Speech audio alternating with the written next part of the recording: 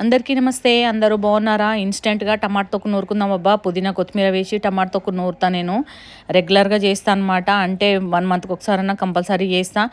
ఇంగా నా అవతారం అయితే ఇట్లుందనైతే అనుకోకురబ్బా! ఎందుకంటే మంచిగా తయారయ్యి వీడియోలు తీయాలని రూల్ ఏం లేదు కదబ్బా! ఎట్లున్నామో అట్లా చేస్తేనే మంచిగుంటది కదా! ఇంట్లో పని ఎక్కువున్నప్పుడు నా అవతారం ఇట్లనే ఉంటది. ఏం అనుకోకురబ్బా! పావు టీ స్పూన్ మెంతులు, 2 టీ స్పూన్లు జీలకర్ర, 2 టీ స్పూన్లు నువ్వులైతే ఇట్లా ఫ్రై చేసుకోరబ్బా!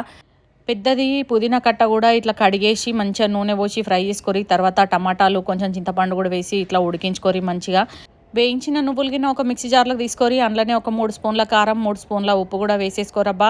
ఇక టమాటాలు బాగా మెత్తగా ఉడికిన తర్వాత కొత్తిమీర కట్ట కూడా వేసేసుకొని మంచిగా ఒక 2 నిమిషాలు ఉడికించుకొని పక్కన పెట్టేసుకొని మనం మిక్సీ జార్లోకి తీసుకున్నాం కదా, కారం కూడా అన్నీ వేసేసుకొని అందులోనే ఎల్లిపాయ రెబ్బలు కూడా వేసేసుకొని మిక్సీ పట్టేసేయాలి. ఉడికించుకున్న టమాటా చల్లారిన తర్వాత ఇట్లా మిక్సీ జార్లో వేసేసుకోవాలి. కారం మనము సైడ్కి చేసి పెట్టినాం కదా, అది కూడా వేసేసుకొని కలుపుకొని మిక్సీ పట్టుకోవాలి. ఈ స్టేజ్లోనే ఉప్పు సరిపోయిందా లేదా చూసుకోవాలబ్బా.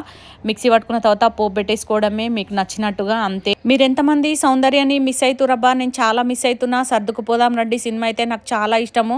ఆ సినిమాలో సౌందర్య అందము, తెలివి, చదువు అన్నీ ఉన్నా కానీ పిల్లల కోసం భర్త కోసం ఇంట్లోనే ఉండి గొడ్డు చాకిరీ చేస్తుంటుంది.